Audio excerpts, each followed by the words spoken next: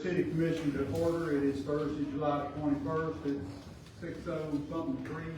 If you would please rise for the pledge, followed by the invocation by Commissioner Smith. First of all, just once again, we come just to say thank you. Father, we just thank you this morning for our gathering, for our decision making, planning. And we just ask that you be in the midst of everything we do. And Lord, we just ask for a speedy recovery for our fellow commissioner, Sproul that's out. Go with each and every one that's here this afternoon. We pray that they will be strengthened by a meeting and whatever we have to say. Peace and all blessing. We ask in your son Jesus' name. Amen. Amen. Please join in pledge. I pledge allegiance to the flag of the United States of America and to the republic for which it stands, one nation, under God, indivisible, with liberty and justice for all. You may be seated. And when you respond tonight, please speak up. It looks like maybe our PA got hit by lightning or something during the week. So roll call, Madam City Clerk. Commissioner Knight, Commissioner McClintock. Here. Commissioner Devine. Here. Mayor Hatch. Here. Commissioner Dolan. Commissioner Smith. Here. Attorney Crawford. Here. City Manager Johnson. Here. We do have a quorum. First on the agenda is the approval of the minutes from the July 5th regular meeting. Was there another set of minutes? Okay, so we'll just do the regular meeting. All in favor say aye. Aye. Opposed? It's passed as distributed. Excuse me, Mr. Mayor, who Yeah. seconded? I'll second. Thank you.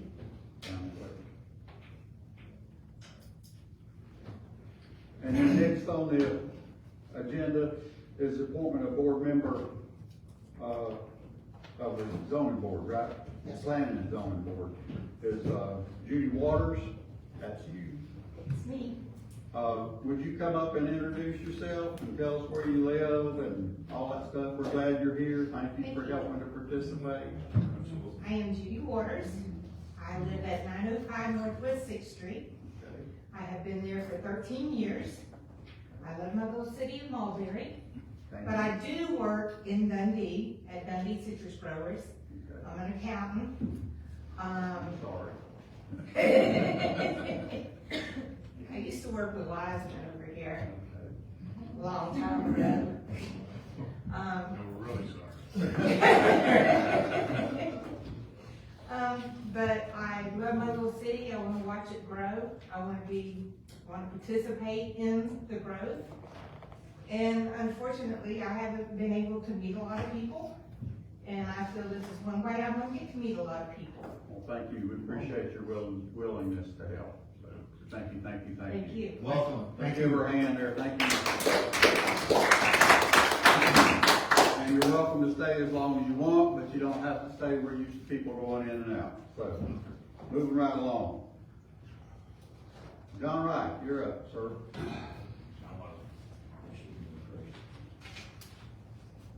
Says Public Works first. John Wright, Public Works Utilities Director. On this first slide here, this is a disc that we have at the wastewater plant. Since y'all don't like to come down there, well, the city manager don't like to come. This thing costs over $500,000 to replace. We was told that, we could buy the parts for it. We rebuilt the whole thing, probably less than that, $50,000 in it. So, we did that, and it took almost every one of my guys, because we worked on it on the inside with epoxy paint, had the bottom welded, because one of my wastewater operators called me one day, he said, we got a problem. I said, what is it? He said, we got a hole in the paint. I said, how big is it? It's smaller than his fingers. I was gonna just put a stick in there and we could stop it. Until I was able to get a welder over there, so we got it fixed, and we changed all those cloth colors. That's why it took so long. So we got that up and running now. So that was the thing that would have cost $500,000 to replace it. Correct, today. I mean, I'm just re-emphasizing because you and I already had this Oh, conversation. And they repaired it themselves. It took probably off and on a couple of months at least to get in there and pulling stuff out and everything, but they saved $450,000 doing it themselves. So thank you, Yep. It's a big saving. Thank you, Mr. Right? They took all the guys, so it was a team effort, it wasn't just one, it was all the guys happening. See, that helped pay for that new vac truck. There you go, the same thing. And the next one is the fence at the library, we finally got that, actually, y'all talking about can't get parts, this thing took 2 months to get in.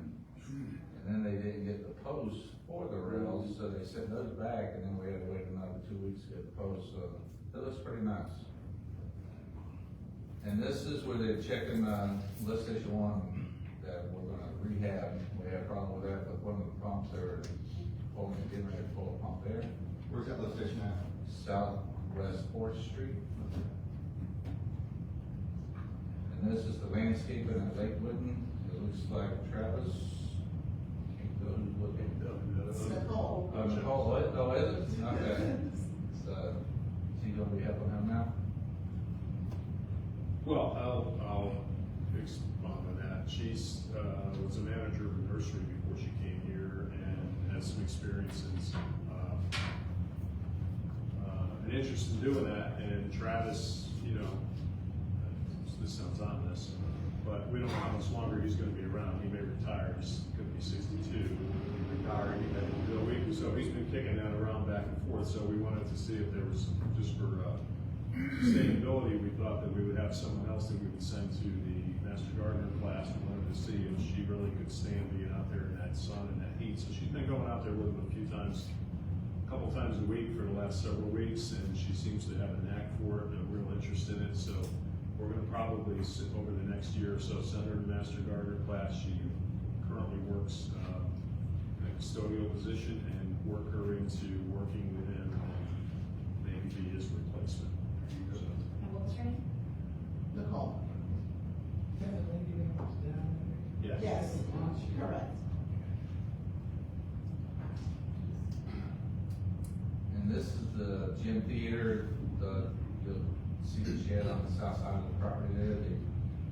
They told us they were gonna bring it in on a trailer. And they, 2 months later, they said, no, we're gonna build it right there on the site, and that's what they did. They built it in 2 days. So, it's pretty good. In Public Works, we had 221 work orders. Utilities, we had 118. Locates, we had 113, which seemed like they're going up a little bit. Code enforcement, we had 6, and the total work orders for the month, we had 458. Thanks, Sharp. You guys are busy. And I know you guys, you know, you have concern for the city employees. We have a standing rule that when it hits 90 degrees, whether that's 10 o'clock in the morning, 11 o'clock in the morning, they're out of the sun. And there's plenty of things to do, inventory and so on and so forth, just as long as unless there's an emergency, obviously. But just to keep them out of the hot sun, even though we do see people building houses in the hot sun up on the roof and it's 140 degrees. But we don't want our folks to be putting those out on us. John Wiseman. Come on down.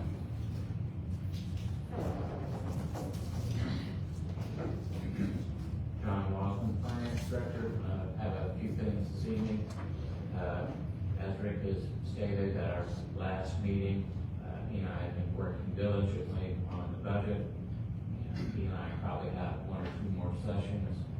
We're looking to do a budget workshop at the second meeting next month. And we'll also be looking at having a couple of CRA meetings so that we can approve the budget for that. Sorry, I lost my train of thought already. Just moving along. Budget's moving along. Like I said, we have those meetings that will be coming up. The first meeting for the CRA will present a budget workshop, and a second meeting. We have 2 CRA meetings. At the first meeting, one is the budget workshop, and then the second one will be to adopt the CRA budget. And then the following CRA meeting, we have to have a second meeting to finish the adoption process. Looking forward, like I said, the second meeting will have the general Roanoke City budget workshop. And then in September, let's see, maybe, is that right, Sharon? First meeting's the second, I think, and then the next one's the 16th. No, in September. September the 8th, yes. All right, so because it's either the school board or the board of county commissioners, they have a meeting on our normal meeting night. Right. So we have to move our meeting to be in compliance with Florida statutes. So September the 8th, we will have a special call commission meeting at 5:01 p.m. to approve the budget. That will also take 2 meetings, and we have to read the resolution in twice. So, Special call commission meeting? Yes. so Sharon will be emailing everybody the dates and times so we don't get confused. Drew and I will also be presenting the proposed millage rate during new business this evening. It's what I call the maximum millage rate, which is the upper rate that we are going to charge. And that will be on the trim notice. And we have to do that this evening. We have a timeline. Drew can expand on this a little bit more. We're in what we call the 100 days of trim, which is truth in millage reporting. And there are certain times on the calendar that we have to do certain things. So we need to get the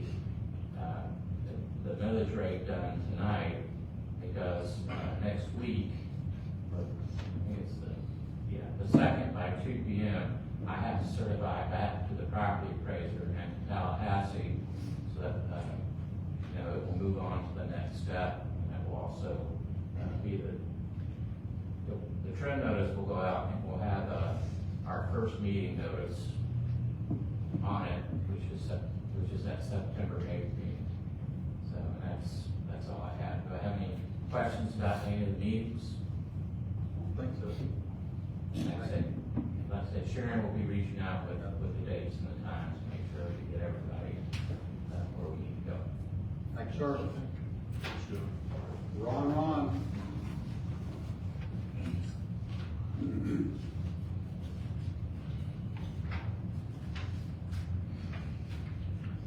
Ron Borchers, Planning and Development, Economic Zoning Department Director.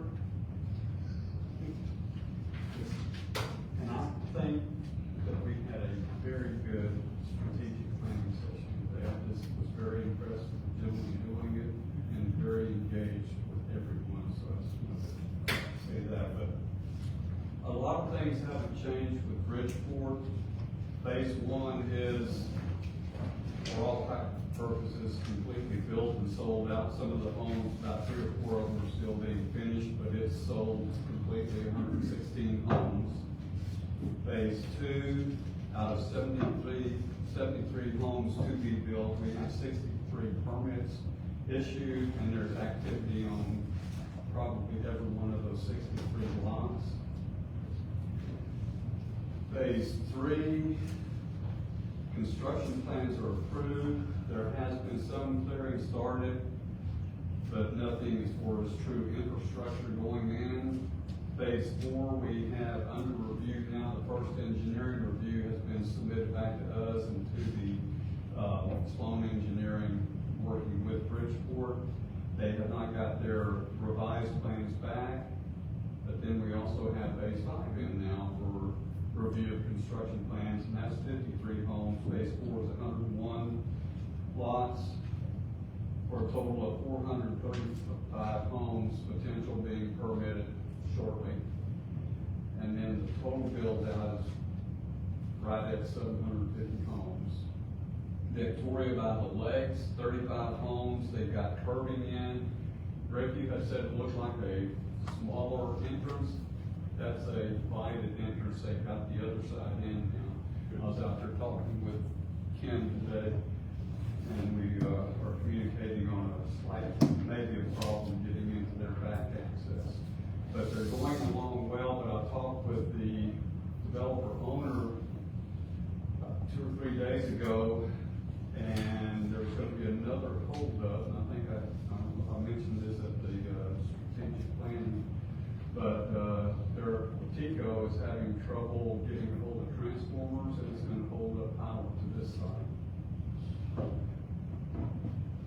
Ridge Apartments.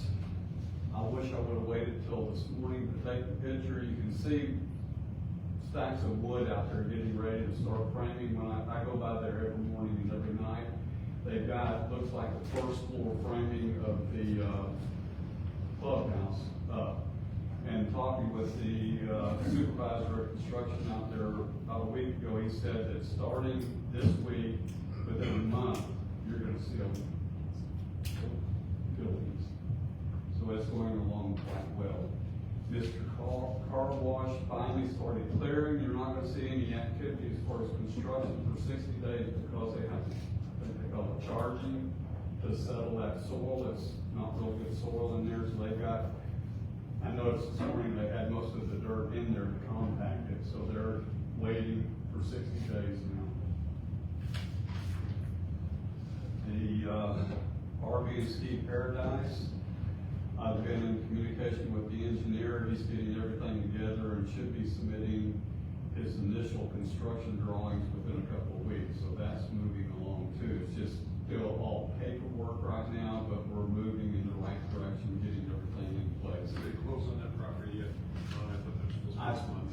I haven't talked with Gus lately, but they were supposed to be closing on it. I'm pretty sure he has, but I'll. You just hear it. Yeah. The annexation and key plan development zoning for this site for the 240 unit apartment complex south of Wendy's. I've been in communication with both the engineering firm doing the construction drawings and the owner, and that's moving along. We should be getting those in-house within the month probably. And Pine Cove, same thing. They are still on go with it. I talked with the owner, and we've been working up some figures as far as impact fees for them. The engineer is doing their drawings, so probably within a month we'll see activity there. So our little area down at the Babcock home, our economic development building, is getting extremely active. Where is this Pine Cove? It's just northwest on Fifth Street of the library. Oh, okay. That area right there. And that's gonna be 96 condo or townhome units that will be, sold and not rented. Selling them? Okay. Be simple sell, I think, or something, I don't understand all of that, but, and that's me. If you have any questions? Thanks, Ron. It's still hard for me to wrap my mind around how we're gonna build it there. Putting a lot of dirt in. There's not as wet as you think when you. Yeah, when you get in there, it's not as wet, you get tired of it. In the middle there, that's pretty high ground, and that's where the actual units are going, and hopefully the city can tie in. They've got a, walking trail, conservation trail on one side of it. We're gonna try to work with them and be able to use that as part of our trail system. So we'll work out real good. Just for the record, it's going to be non-rental condos. Right. Okay. Well, at this point, that can change. Yeah, well, that's what they're proposing now, but when you're working with a developer, you never know what's gonna. Okay. No, and that's the private property rights amendment that was adopted by the legislature last year that we were required to adopt. Yeah, so. And that's as in far as- our comp plan. Correct. Form of ownership is not something that we consider at the time of development. That last piece of property, you should know exactly where is that? That's just northwest of the library. You know where the county barn is? Yeah. Behind that. West of that. Oh. Behind is west, Yeah. toward Fourth Avenue. I got you. We're trying to figure it out. Thank you, Ron. I guess it goes to our lawyer now. Chamber? Oh, Clark Freed's up there, first, didn't he? Come on, Clark. I'm sorry, me and my whole family's sorry. Well, thank you, Mr. Mayor, Commissioners, City Manager Johnson, thank you for the invitation and the opportunity to present to you this evening. It has been a couple of years since the chamber has been in front of you. I realize that COVID shut us down and we were just slow in getting back here, and I apologize for that. But I want to show you a little bit of what's going on over the past couple of years with the chamber. Wow, 2020, I know nobody wants to relive 2020, but I do want to give you a little timeline of what took place with the Chamber in 2020. We did have a perfect storm with Diana Simmons retiring in January of 2020, Jim being inducted as our new president in January 2020, February, Jim's first and last chamber breakfast ever for Jim. Because March is when we shut down the chamber for COVID, everything shuts down. We did bring on an interim director, Sandy Simpson, who did an absolutely fabulous job for us in that interim. And in April, we went virtual. Talk about everybody pivoting, everybody in the nation pivoting to see what we can do and how we can continue to do business. We had a lot of fun with that. We broadcasted from the chamber office. We broadcasted from the high school auditorium and looked at the groundbreaking of the new high school construction site. We broadcasted from the Gem Theater when it was under construction, well, not under construction yet, but inside the Gem Theater. That was fabulous. Well, Whidden Park, Lake Whidden Park, we broadcast from there. The Phosphate Museum. We also forgot to put it on the list here, we broadcast right here from City Hall, one of our chamber meetings. So, and the technology, I want to give credit to where credit's due. Wow. Chelsea Young and Louis Holstein, we could not have done any of that without them doing their technology stuff, because being able to get Zoom and Facebook Live simultaneously, getting our chamber information out, that's way over my head technology-wise. Those two really made it happen, and so thanks to both of them. Other things that happened in 2020, we took advantage of the virtual environment. We did lunch and learns over Zoom. We had topics like marketing, we did cash flow, we did stress relief, and we even had some of our businesses come together and we did a panel discussion on lessons learned from COVID. This was later in the year in 2020. This is when we're all thinking 2020 is going to end and we're all going to get back to normal in 2021. Yeah, little do we know. We also held collab masterminds. We collaborated with the Bartow Chamber of Commerce as well as Bridge Local up in Lakeland, and the three groups held masterminds together over Zoom. Sometimes well attended, sometimes not so well attended, but we did it on a monthly basis. And some folks really enjoyed the collaboration of folks from Bartow, folks from Lakeland, folks from Mulberry, collaborating on masterminds once a month. We also have a virtual 5K, and I think I ran 26 miles in that virtual 5K. Wouldn't believe you. Exactly, it was virtual. But we tried to keep everything going, tried to keeping the chamber active and keeping our members engaged in a virtual environment. We all thought 2021 was going to be something different, but we started the year shut down. We could not have an annual dinner. We chose not to have any officer elections because we hadn't been together in 8-10 months. So we transitioned into a new year with our same officers for that year. We had a false start in March as we thought things were getting better, it was a false start. We did do some more virtual lunch and learns. We did an Enneagram exercise from an Enneagram coach, and we had a great executive leadership briefing from a retired Navy commander, submarine commander, that is an executive that Jim Jones works with at Sterigenics. Great discussion. But the exciting thing of 2021 was our Denim and Diamonds at the Gem. Boy, it was an on again, off again, whether we were being able to do this because of COVID, but boy, we had a great evening. It was a beautiful evening, dinner outside in the street. Thank you to the city being able to close that off for us for a couple hours to be able to have dinner there. Inside the Gem, we had Joe's Garage Band providing some music. We gave out awards and just had a lot of fun that evening. So it felt like it was kind of helping us get back. We weren't quite back through 2021. We did hire a brand new executive director, Lil Robbins. If you haven't had a chance to meet Lil, go by the chamber office. Lil is on fire. She's doing a fabulous job for us.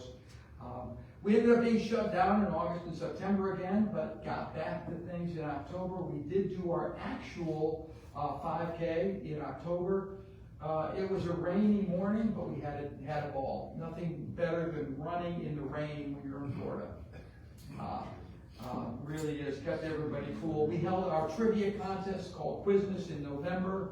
We held our strategic planning for the board in December. We also had Fossils and Frost, which everybody looks forward to every Christmas in December. And we held our officer elections. Interestingly, we had 12 new members of the chamber in 2021 when we were, for the most part, shut down. Not a lot going on, but we were able to even grow our membership there in 2021. Not going to tell a whole lot about 2022, but I did want to give a little bit of early 2022.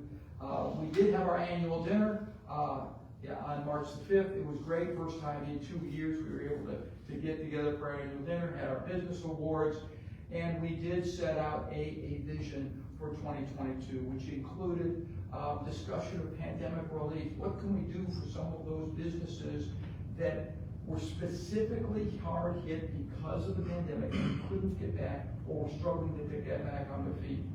We were too little, too late for Carol's Cafe. In this one, really, that was a hard round on everybody, on the chamber and on the community. Another part of our vision is really working on our member engagement. How can we further engage our members in a variety of things, not just our events, but also further engagement with our communications, our social media campaigns that we're continuing to bolster up. And then our member value. How do we truly drive member value? And this is getting our members recognized. We're expanding our newsletter. We're one of the very few chambers that has an actual hard copy newsletter. I know it may sound old school, but we really love it. And we're expanding it.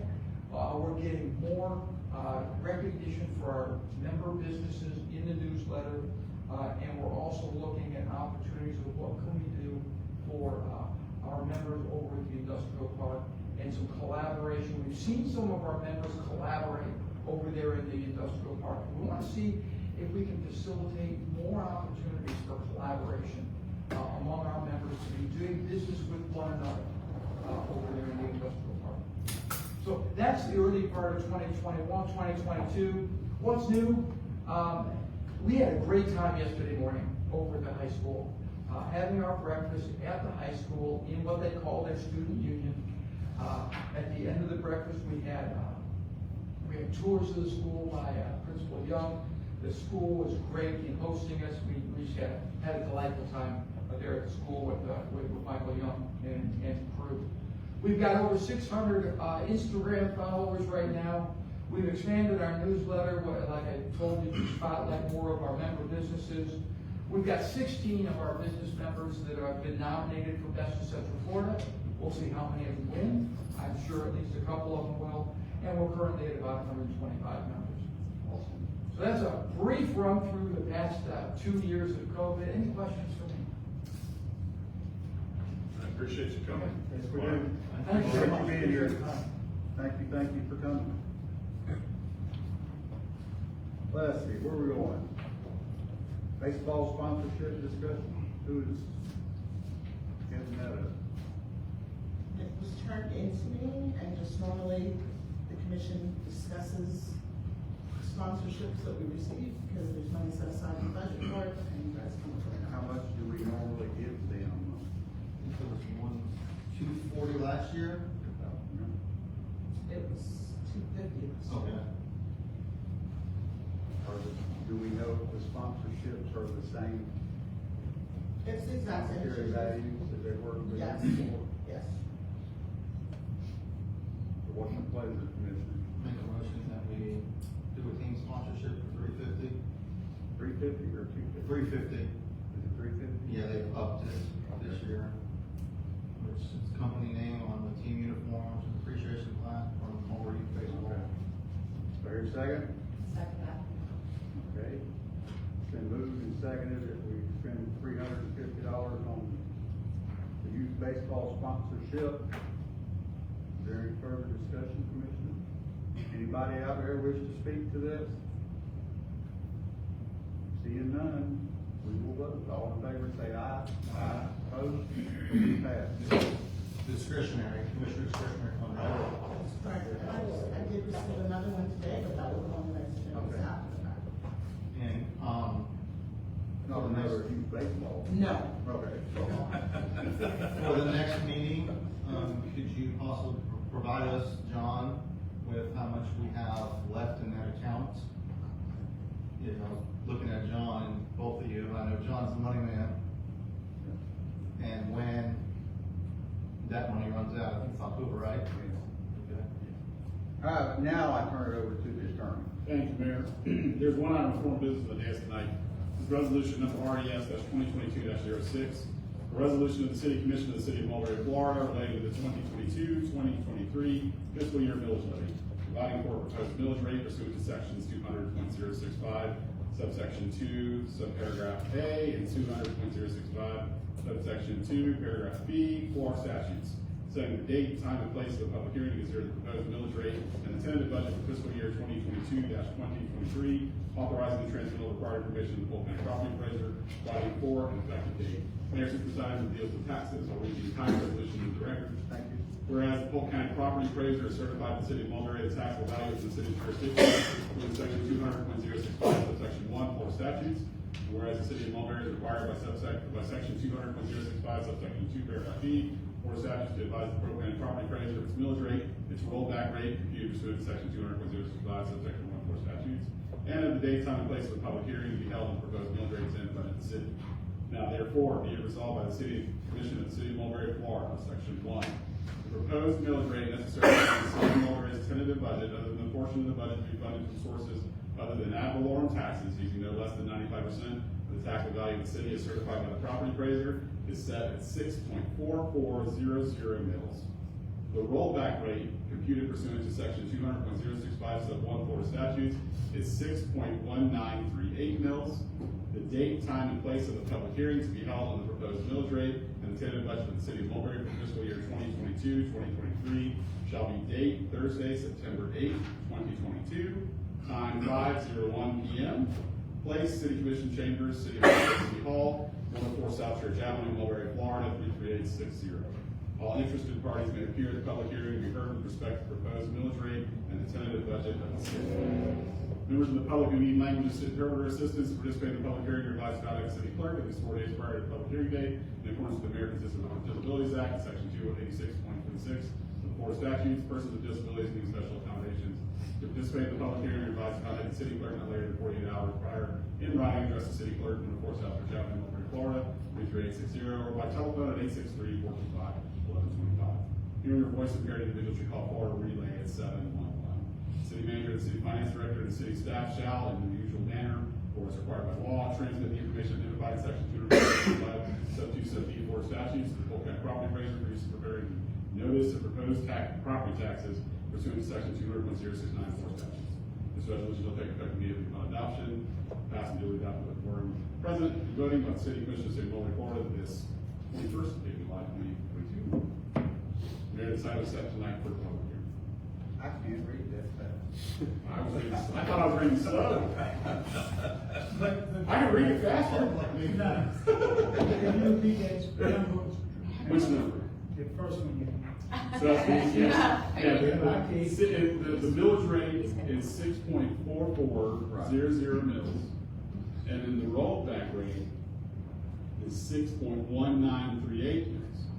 So this would represent an increase in property taxes of 3.975%.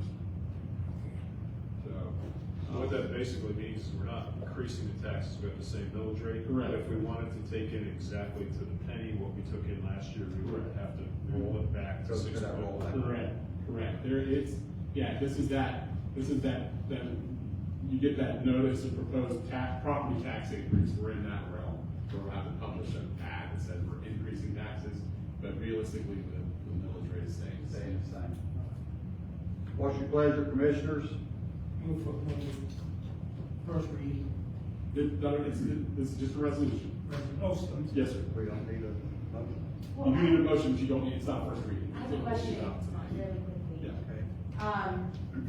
Because when I read it, to me, it sounded like that this was a proposed rollback rate, so we're not rolling back the rate.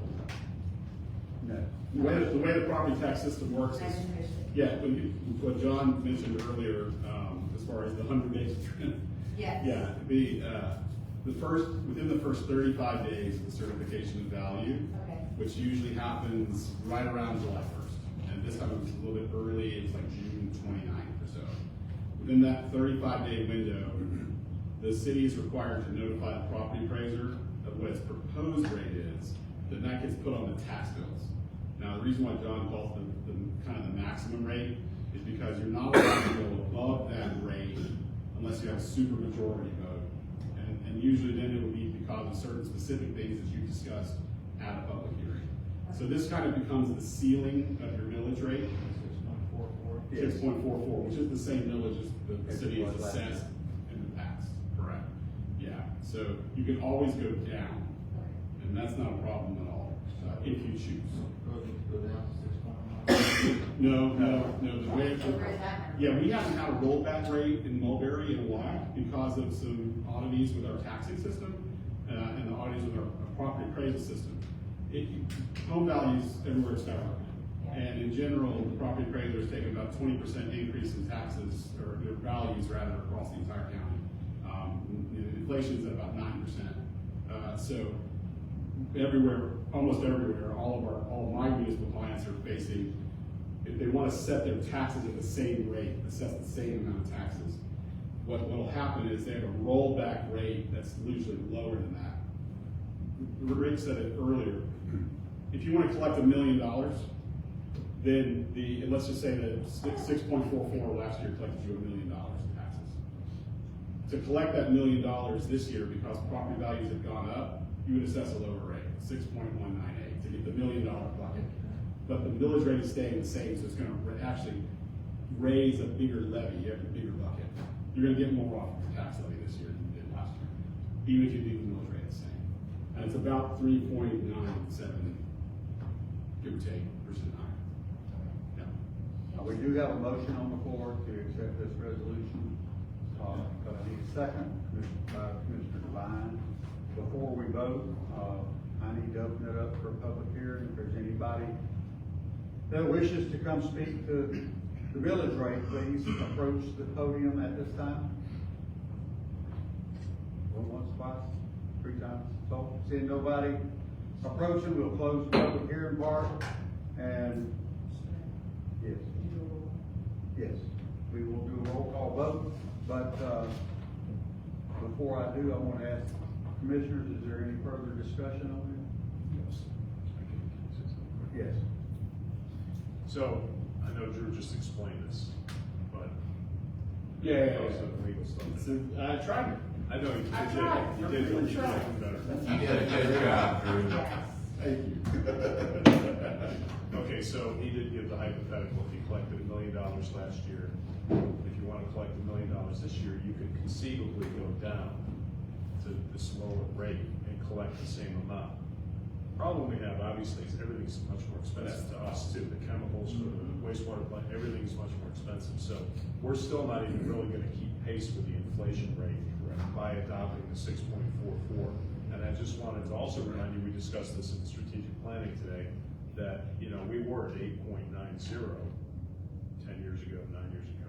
And now we're at 6.44. We're the 4th lowest millage rate in the county at this point. Yeah. And the only people I believe that are lower than us are the people that have their own utility, which would be Lakeland Electric, Bartow Electric, and I don't think Fort Meade. No, it's probably That's Auburndale. Auburndale. Auburndale transfers $6 million a year from the water revenue of the Coca-Cola plant, from the enterprise fund to the general fund. That allows them to keep their millage rate lower. So we're very low.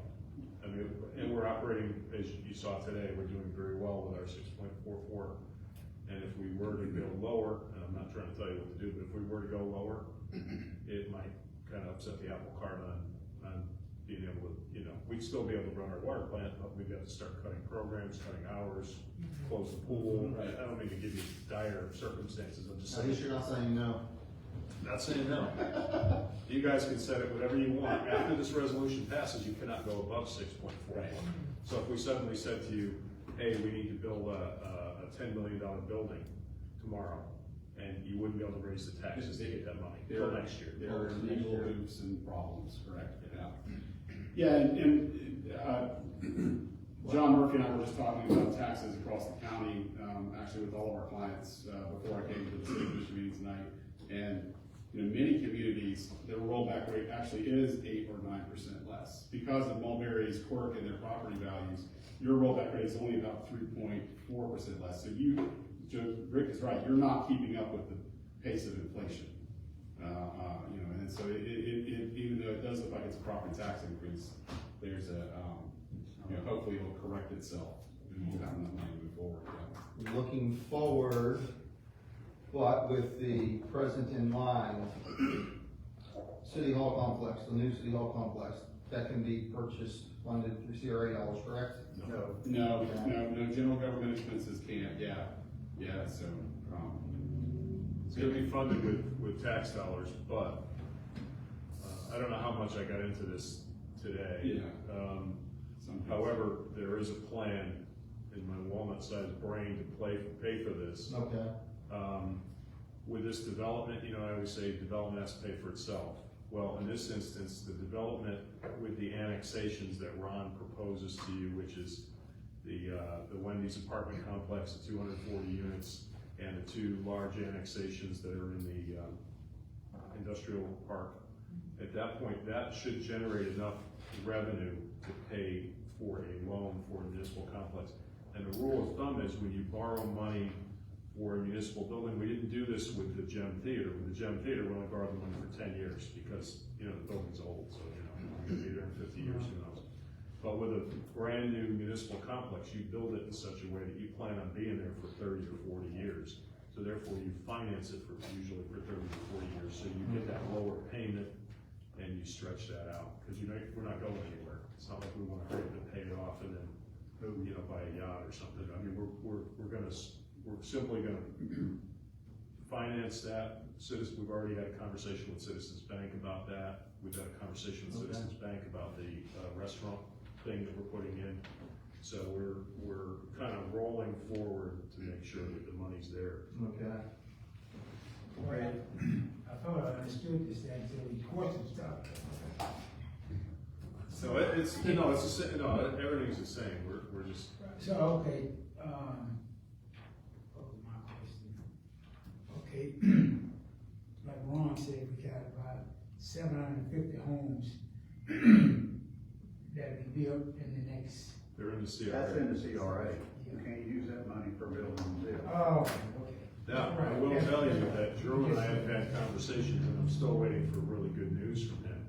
That potentially, part of the CRA, part of this complex, because it's like the Civic Center, which would be available for people to rent and open to the public, might be a part of this, might be able to be funded through the CRA. That is kind of finessing this financing. Yeah, we're working on that issue. You might recall at the meeting earlier today that we had a strategic planning workshop. It was brought up about the idea potentially that CRA funds could pay for recreation facilities, and I mentioned that that's probably more general government. There are some things that CRA funds can pay for, so long as that those are primarily directed towards economic development, and that those are primarily directed towards an increase in property values. So there could be a potential way for some of the complex to be dedicated towards those purposes. That are beyond general government, and that would be where you could potentially use some CRA monies to chip in. But you need to look at that whole picture, and that's something we'll look at down the road as it develops. Right. So we currently use CRA dollars to pay for the Gem Theater Because of its economic development. It's We will the use CRA portion of dollars downtown. to pay for that restaurant complex as well. The second portion. Yeah. We do have a motion on the floor. Ready to vote, Commissioners? Yes, sir. Commissioner Smith, how do you vote? Yes. Commissioner Devine, how do you vote? Yes. Commissioner McClintock, how do you vote? Yes. And I vote yes, so it's 4-0. Okay. And there's no further formal business in the day tonight. Thank you. Finance appreciate you approving that rate. We appreciate you too. Lieutenant, you got my seat? Of course I do. Thank you.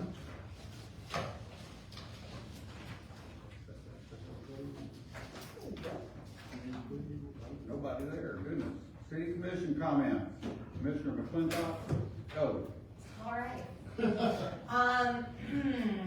So I first just want to say thank you to John Wright and your crew. The fence at the park library, that was a request of mine, and so I'm glad to see it there. It's definitely, it was a safety, issue with the road being right there and the parking right there, so that's really lovely. So I want to say thank you and I appreciate you guys. The strategic planning session that we had today, that was the majority of our day.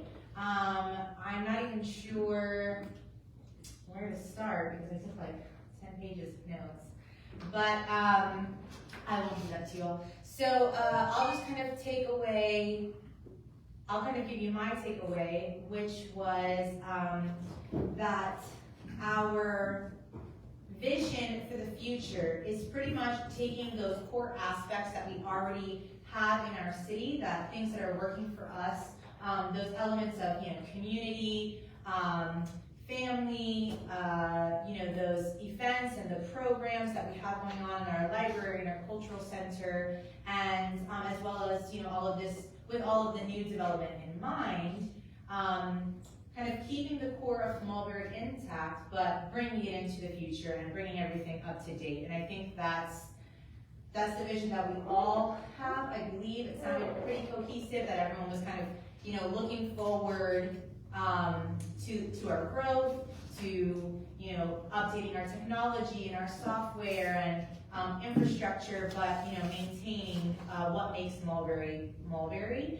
And one of the things that I said, as far as how do we want Mulberry to be viewed as sort of, we talked about things like branding and not exactly sure the word that I'm searching for there, but anyway, Laura and I were just discussing earlier, what I had said is slow living, rather than, like small town or other things that you could say from Mulberry. I think that would be our highlight, is, we take time here to slow down, to enjoy, to appreciate, and that is what will draw people in, because that's something that's really lacking in other places. So I really love that as a vision going forward. There was a lot of great ideas today, and I'm sure that they will be spoken about by someone. So I'll leave it to you all to bring up your highlights. Okay, well, I'd like to thank those who made strategic planning happen today. Yes. Great job, caught us up to speed as a new commissioner. It's my first strategic planning event I went to. Spoke about that, okay. Looking at the calendar, September 6th, we've got a city commission meeting and a budget hearing, 5 and 6 p.m., am I correct? No? I don't think so. That was, it was the 8th. Budget hearing is It's moved to Thursday. Okay, so the commission meeting moved to Thursday at 5:01? The budget hearing is at 5:01. Okay. The commission meeting is at Be a 7:00 six right behind that. On the 6th or the 8th? on the day. Okay, gotcha. That's citizens attend the county commission meeting. The school board, rather. Okay, One of so those School board's on the 8th. Working for the school board, just recently, superintendent, I was, how do I say this? Deciding to start all employees at $15 an hour. We're having a hard time hiring, retaining bus drivers, attendants, custodians, school nutrition workers, and even maintenance, which is above $15 an hour level. That was a state mandate, I think, which is supposed to take effect October 1st. Is that something that would affect the city or not? Okay. Actually, I'm not 100% certain how this works, but I believe that was phased in, like $1 a year. per Yeah, year, state for like was. 3 or 4 years. Yes, that is right, so But every September 30th, Buck increase. it will be a buck increase until 2026. our That's folks are all. Okay, they're about 15 I bucks. mean, we might have somebody at 1470 that just hiring, but by the time that would kick in. Okay. Because as you recall, every year, you guys in the budget approve, raises for the staff, so I know this is my 10th year, we've had raises every year since I've been here, so. Okay. That was a concern I had. Okay, that concludes my comments. Thank Short and you. sweet today. Mr. Smith? Well, Speak up.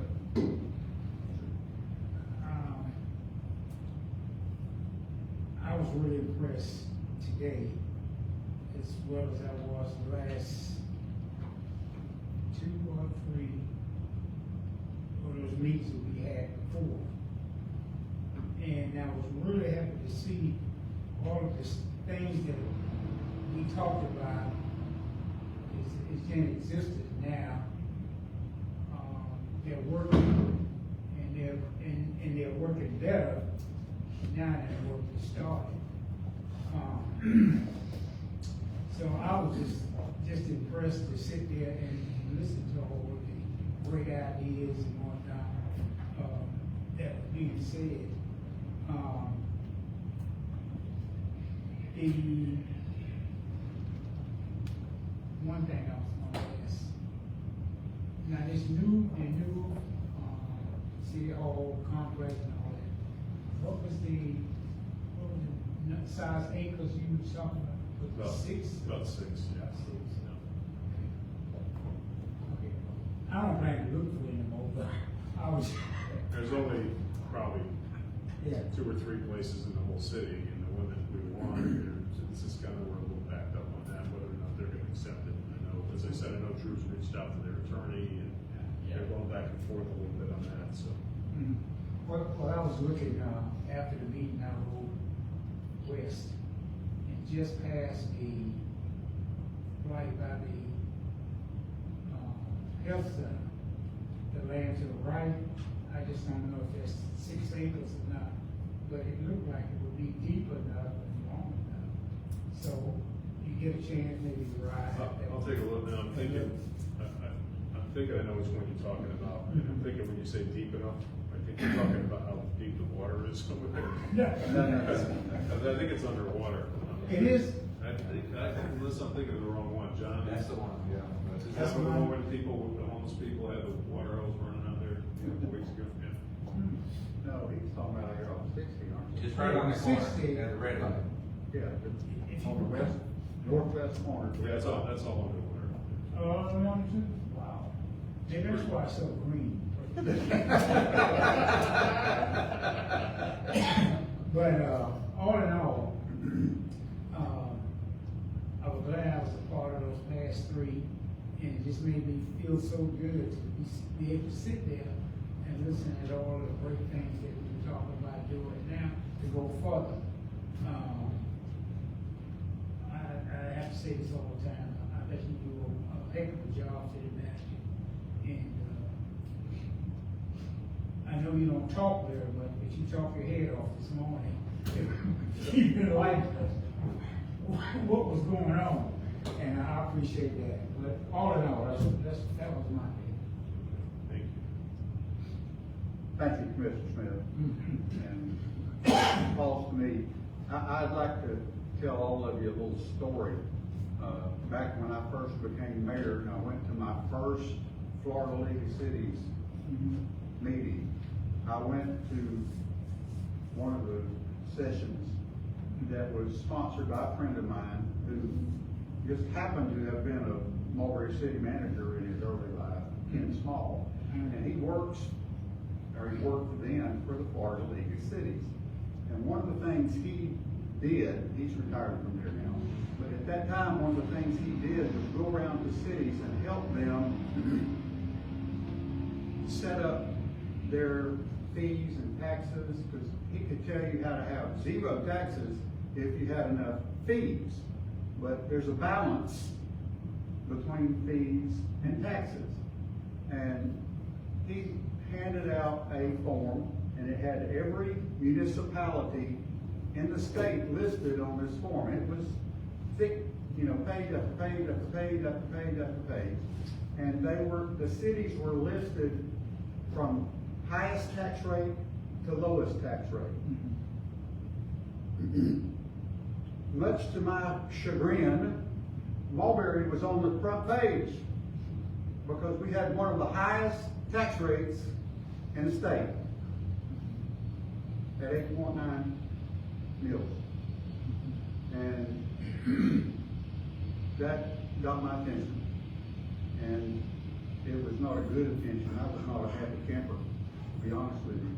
But again, and Coach Smith made a note of it to our city manager Johnson, that I think the first year you were here, we lowered the tax rate by 2 points, 2 full points. Did we not? It's close. I think it was a half a mil. No, it was over that. It's like a point, it's a point and a half. And, but anyway, after we went a couple sessions later, maybe just a couple years later, we went to the county commission asking to be for the CRA, and they were not, what's the word? They didn't approve it anyway, because they thought we had too much of the city in the CRA. So we went back, revamped it, and they approved it. And because of us having our CRA now, we can do a lot of things in our city that we couldn't do before. And now there's restrictions on that money, I understand, and as I've lived with it through my 10 or so years as mayor, I've learned what some of those restrictions are. And but I attribute much of our lower tax rate to these two guys right here, Rick and John. So thank you both for all the work that you do in our city. And I would also tell you that I do miss Commissioner Knight tonight, and I miss Commissioner Dolan tonight, and wish them both well. I know Commissioner Knight is ill, that's why he's not here, and I think Commissioner Dolan had another engagement, that's why she couldn't come tonight when we moved the meeting from Tuesday to Thursday. And with that, that's all I have, and I will turn it over to our city manager. Thank you, and thank you for your kind word. I want to thank you all for sitting with 5 hours of strategic planning. It's nobody's idea of fun. We thought it was. Well, we try to keep it relatively light.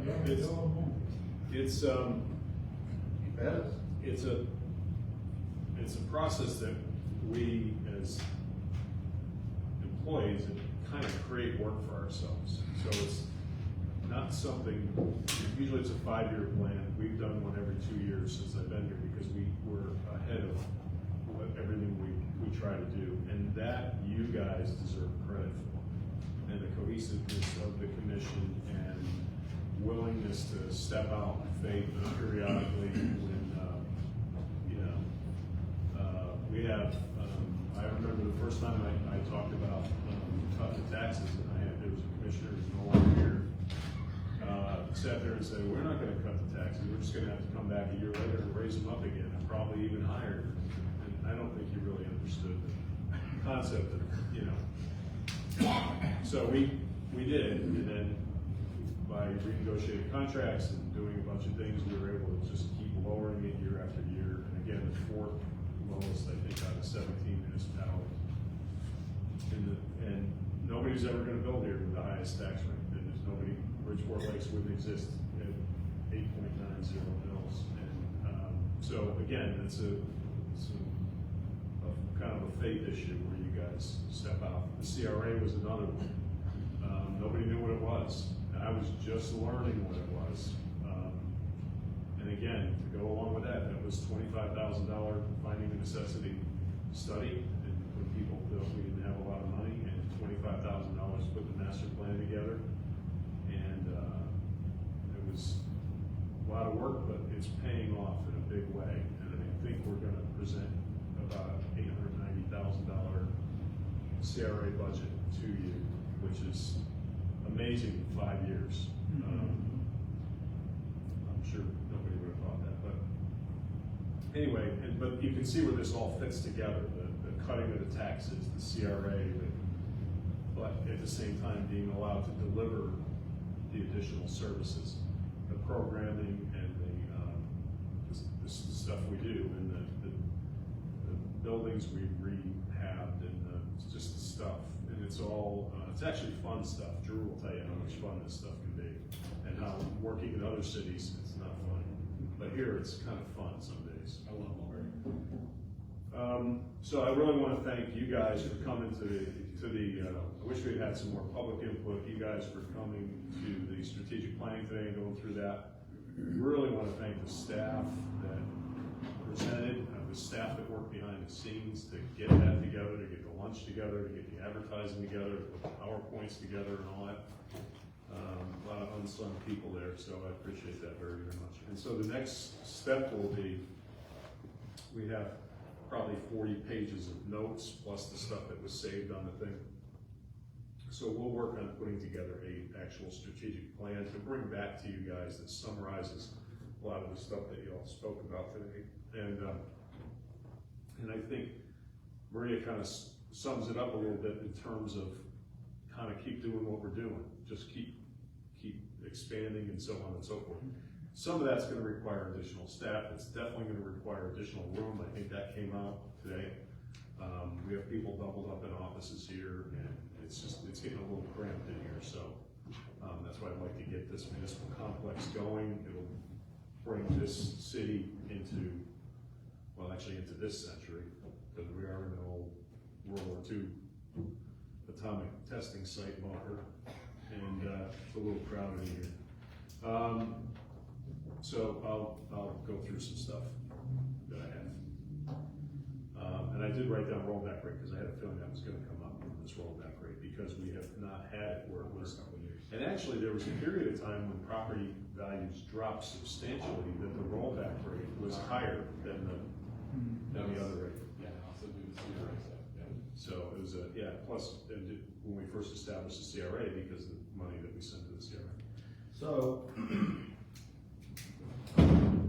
there's a lot of acronyms we need to learn. I know what the CRA stands for. Okay. Do we want to just basically just give a rundown to the guests in the room, just so they're aware of what the CRA is and what it at least means? Okay.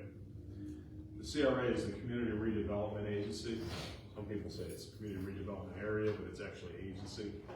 It's a sort of an agency that's formed within the municipality. It's made up, in some cities, it's just made up of a bunch of people on a board. In this city, the Board of County Commissioners insisted that the elected officials be on it, plus 2 non-voting members. One is actually the mayor, and the other one at this point is Tom Mulberry. And so what that is you do a finding of necessity, and you determine, what you're doing is you're trying to combat blight. And those that have been in Mulberry for a long time, as a matter of fact, when I stood right there during my interview, that was one of the things that came up, was the blight in the city. All the empty businesses along 37 and 60, the roads hadn't been paved in 20 years. There's a whole bunch of things going on.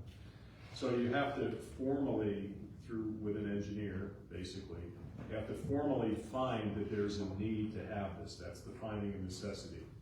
And they identify, I believe at the time, although I think it's changed, it used to be like 14 areas of blight. And it could be anything from lot size is non-conforming. In other words, you have lots that are so small, if the house burned down, you couldn't build another house there. It could be lack of sidewalks, lack of lighting and safe access, abandoned storefronts, crime. There's a whole bunch of different things, and Drew probably is bringing them up on his phone, but there's a number of things there. You only have to meet one of these areas of concern to apply for a CRA. And I think we met like 9 in Mulberry. So once we did that, the finding of necessity was conducted. Then we had to put together a plan, which is actually a document to present to the Board of County Commissioners. We presented this plan to them, and again, as the mayor said, they weren't real receptive, because the idea is that there's a thing called the TIF, the tax increment financing. And what that is, and I always use the McDonald's example. If McDonald's pays $10,000 a year to the county in taxes, and they pay $10,000 a year to the city in property taxes. And now McDonald's comes in and they put a big playscape, fancy playscape on there, and the value of the building goes up dramatically. And now the building's worth $12,000.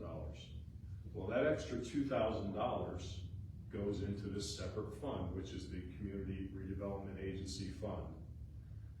The money, the extra money that they would pay us. We take that $2,000 and we put it in there. And then the county's portion, that extra $2,000 that would go to the county, 95% of that money goes into that fund as well. So our tax dollars that our businesses and people that live here, residents, pay, does not go to the county so that they can build something in Lakeland, Winter Haven, Haines City. It stays here in Mulberry. And it's almost an even match depending on the rate, the tax rate for the county, the tax rate for the city. And it works out to be total about 13%. So it's the increment of, as your property incrementally grows in value, that extra, that increase, that's the money that goes into this fund, if you're in the CRA. So, what happens is when you have a bunch of old pig pastures like where Bridgeport Lakes was, and farmland, which was paying $500 a year with the ag exemption, that property is not paying very much money to the city or to the county every year. But it's in the CRA, and so what happens is, now when they build a house, let's say they have to pay $2,000 a year in property taxes to the county and $2,000 a year in taxes to the city. Well, the $2,000 that was coming to the city goes into this CRA fund, and the $2,000 that was supposed to go to the county, 95% of that also goes in the fund. So in that instance, the county might get $50 or $100 on every one of those houses there. That explains why they're not real happy about granting CRAs to people, and especially because they've had problems with CRAs in the past in a lot of other cities, and the money's not spent properly and whatever.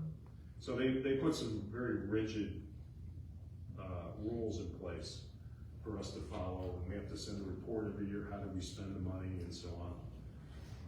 So what's happened is, when we presented it, originally we presented, because so much of the city had blight in it, we presented about 80% of the city in our master plan, saying, hey, 80% of the cities has conditions of blight. And they said, oh no, we're not going for that, take it back and do it again. So we did, and I think we ended up with about 50-some-odd%. We actually chopped out the Landstar development. But I also knew, well, I shouldn't admit this probably, but I also had an inkling that Bridgeport Lakes was about to develop. So once they broke ground, they lost their ag exemption. And now all that infrastructure that's out there, all of those houses that are out there, all that tax money that should have gone to the county is staying right here. Well, the tax collector's office collects it, but then they send it back to us. We have, for instance, Nutrient is a great big giant place out here. Used to be Crop Productions in the city, but on the western side of the city. They put, I believe, like a $28 million expansion. They built this huge thing. Ron touched upon it today. Huge thing, worth much more than the old buildings they had out there. Well, that's in the CRA. Therefore, the taxes on that $28 million expansion stay in the city. So therefore, we have control over our stuff. Now, there are restrictions. It has to be spent within the CRA and so on and so forth, within the area of the CRA, in one form or another. But we have control over our own, basically our own tax dollars and the tax dollars of the county. It's in this separate fund. And I am, part of the agreement that we signed with the city was I had to agree to be the CRA director, the commissioners had to agree to be the CRA board, with 200 folks on there. So there's some stringent things that are going on here, but it's been growing in about 5 years, roughly, maybe 6. It's grown from, I think the first year was $36,000, was all that was in there, and kept going up and going up. Last year, I think it was $625,000. This year, it's gonna be $890,000, and that's recurring funds every single year. So that money just starts growing, as you can see, it's huge. And that allows us to do a lot of stuff, as I think Neil mentioned about maybe doing the city hall complex, which we can't. There are some restrictions on that money about government buildings. But it does allow us to do things like refurbish the gym theater.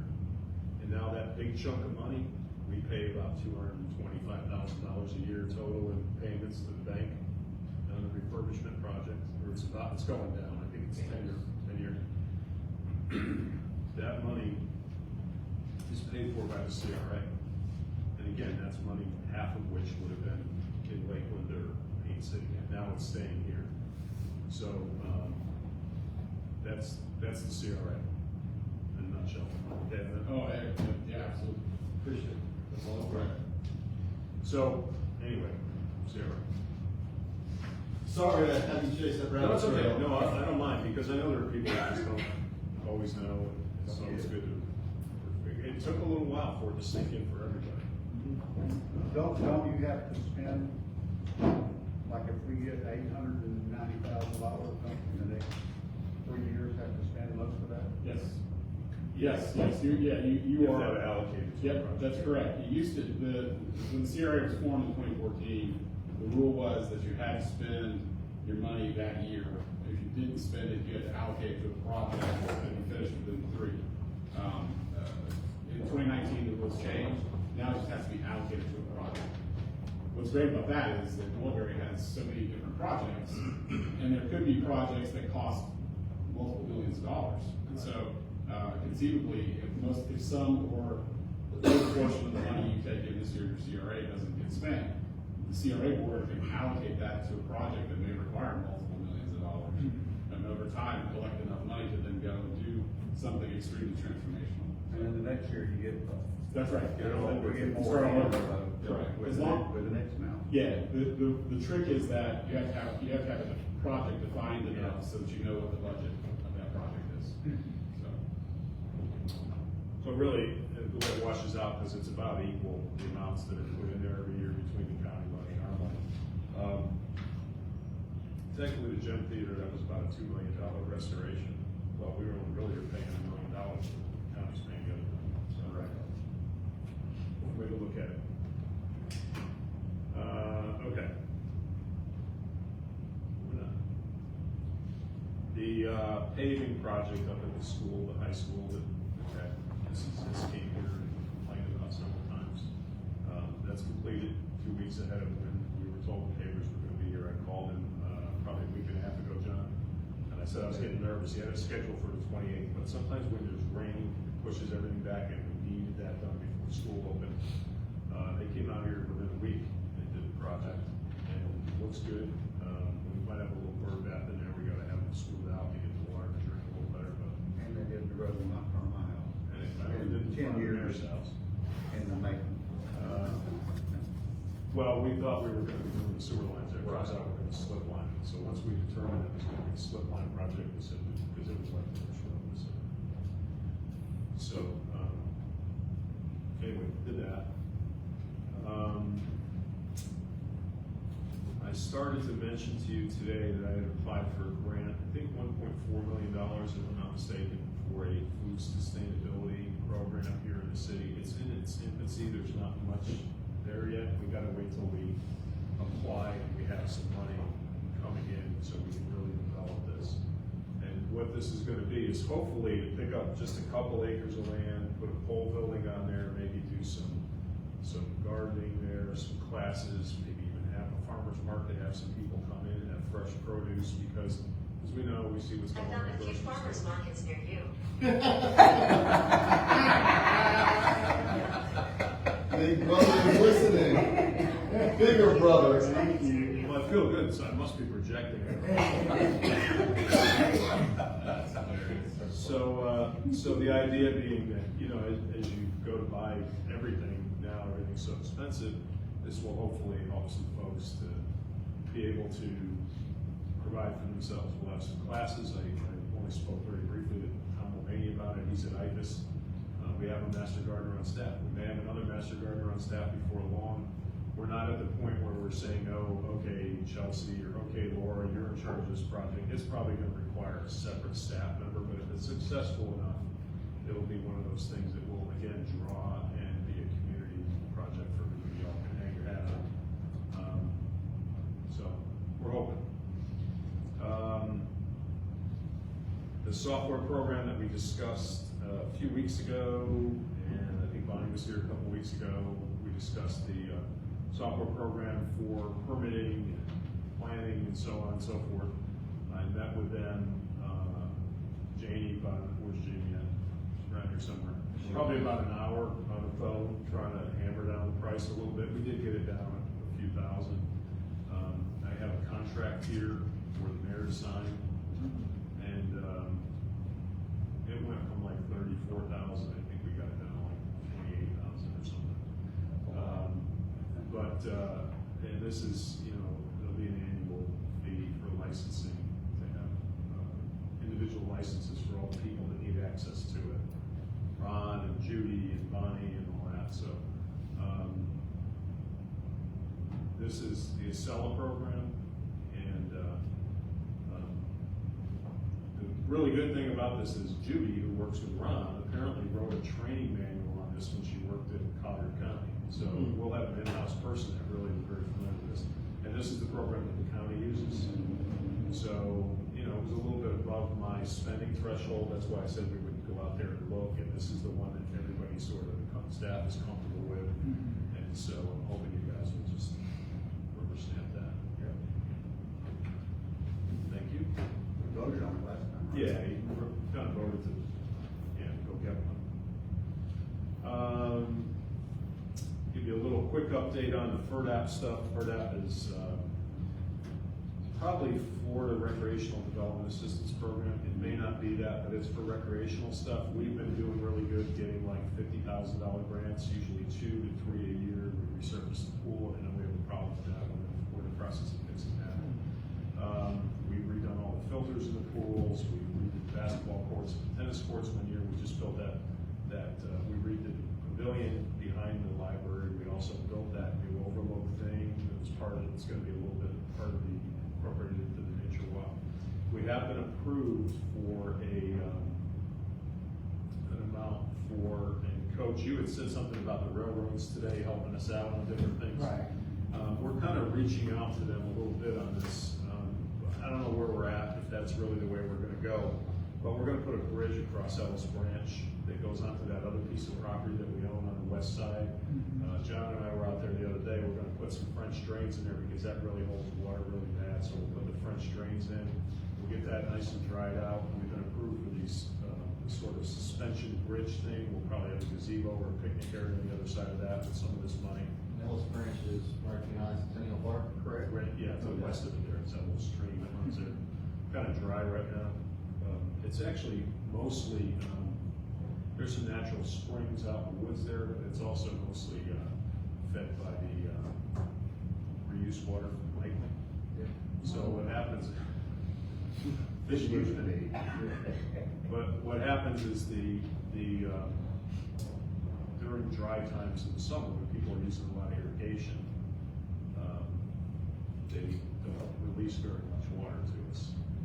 If we get a good rainy season, then their tanks fill up, their reuse water tanks fill up, and they release tons of it. So you'll suddenly see that water will come gushing through. That's part of the 7 wetlands? No. Okay. Okay, so anyway, but we are going to hopefully look into this if we can ever get this whole urban trail system completed. This is part of it. And we'll go across, Ron had mentioned mentioned today about that one development there, Pine Cove, where we're gonna go to the eastern side of that, which would be between that development and the county barn, run up along there, go along the south side of Nims's property and hook up with the Seven Wetlands property up there. But it's like a 9-piece thing, and by only being able to kind of get 50,000, here and there. It's 3, 4, 5 years, and every once in a while they just decide they're not gonna fund trails. So you have to call them educational overlooks and things like that. So that's working. Bid documents. We, Drew and I met with ACT regarding the bid documents that are going to be coming back to you about the, we kind of keep referring to it as the joinery project, but that's something we should have probably discussed today during strategic planning. You guys have any ideas for a name for that place? Let's please forward them so we can put that officially on something. That's the restaurant project there behind Press Express. And the bid documents should be prepared. We have sort of we go backwards on the timeline of, well, if we get this by this time, and then this is going to take 2 weeks, this is going to whatever. We actually, if we don't have any substantial delays, we anticipate we will have, I think by November 1st, we will have contractors' packages back to you guys. And hopefully you can pick somebody during like the month of November or early December, but by January, we should have somebody picked and beginning construction on that project. So that's moving along quite quickly. The other thing we recently heard was that McDonald's is gonna tear down McDonald's. So if you want anything, hurry up and get it now, because they're gonna rebuild a larger McDonald's. And I've heard that they might be doing John said it might be doing, Chick-fil-A does that overhead conveyor thing, so you can get people through quicker, which would be ideal because it's really holds up traffic. I have not seen those plans specifically, but the plans are to do a total scrape down to nothing. Trying to upset my grandkids. Also, getting back to the school paving project by the high school, which is done and hopefully will last. Like I said, we paid an engineer and a paver to design that whole thing for us, surveying and soil borings and all that. I did discuss with Deputy Davis, who's the SRO up there. He, I'm gonna make him sound terrible, because I'm gonna say he pleaded with me not to put a 4-way stop sign there. As I think I had said to you, that it might cause a backup, and he said, please, please, please. He said, I have a system here. He said, I can get these school buses out of here in 4 minutes. If you start putting stop signs here, it's gonna totally snafu everything, and it'll be a mess. So he's there every day. I definitely want to take his input into account as well. So let's see what happens. Also, I received a letter an email from Michael Young, I think 2 days ago, saying that that initial problem that woman came here and complained about, those kids were all being dumped out on 7th in the middle of where the traffic was. And they said, well, they hope to have all those other things open again, 5th Street, where they originally were coming out. There is a delay in that. Apparently they're saying now it'll be mid to late September, so the kids will be still coming out on 7th. If they would turn the corner and get off at 12th, it would help. Yeah, it would. Yeah, because we did look into sidewalks there, and it's only a temporary thing, and the sidewalks, it's like 1,000 feet of sidewalks, it's very expensive for a very temporary situation. But unlike the city of Mulberry, the school board is apparently behind schedule. I will tell you this, I know for a fact the school board gets sidewalk money every year.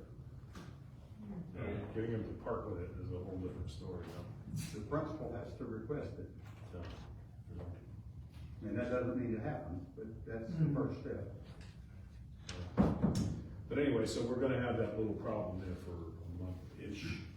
So we'll get to see Mrs. Zisk again a couple times. But everybody should be happy. We got some encouraging emails and comments about the paving that we did do out there. And we didn't want to wait for the school board to participate in that funding, because that would be, maybe next budget year, we'll get some engineers out there, and blah, blah, blah. So we just wouldn't have any bigger ourselves. I just know dealing with nothing against, excuse me, Mulberry. I mean, we have nothing but teachers. So, but, I mean, just the monolithic beast of dealing with the school board, getting, everything moves so slow, and you guys all know that, so. Well, the four of us have worked with them for many years, so we understand their speed. All right, the city attorney, you're up. Well, so in the not so good news that I have to bring is that I have tried to contact the agent for that property and he has not contacted me back. So we're still in discussions with that, and I hope to have some news, if any, on the parcel that we're looking at. But I have not heard word yet from him. In other news, I just received the Redmark agreement. I'm gonna take a look at that, make sure that that's good for you guys. I can already see a couple of things that we'll need to edit in there, because there is an indemnification clause that doesn't exist. Redmark agreement? That's for the seamless software. Okay. Yeah, so I'll take a look at that, we should have that ready to go for your next meeting.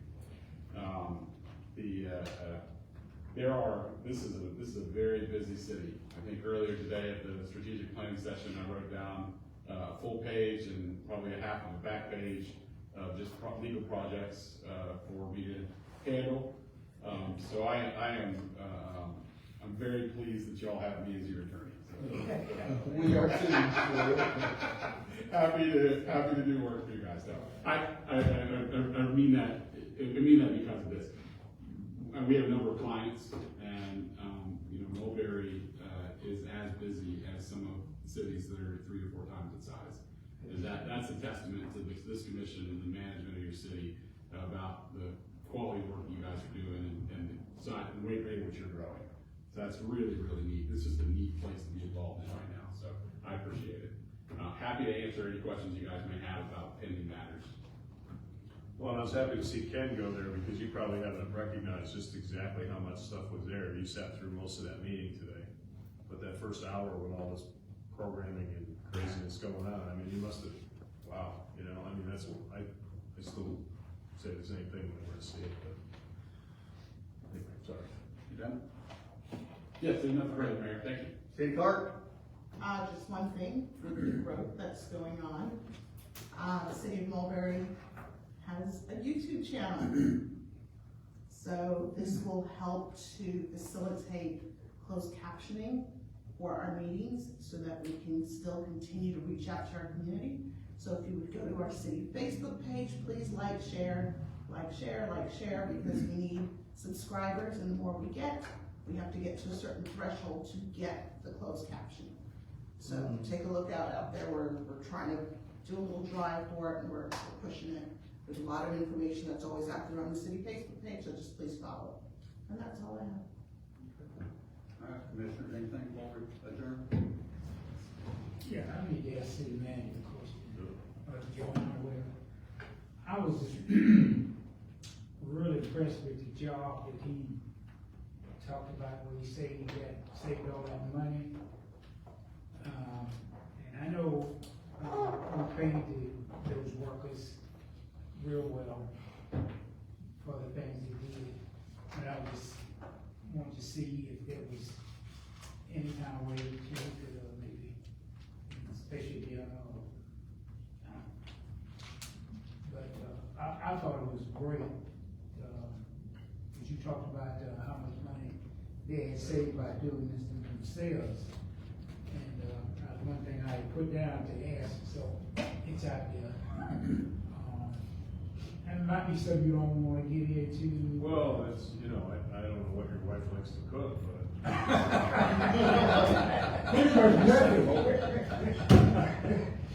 You see, y'all fell today, so she'll get no more tomorrow. We'll tell her, say it. I did think of one more thing too. Who's rebuilding that structure over the top of the picnic table in Centennial Park? Is that our guys? City staff. Yeah, okay, well, that looks good. Doing a good job there. Don, tell your guys they're doing a good job. With that, we will remain adjourned. Thank you for coming. Have a good evening.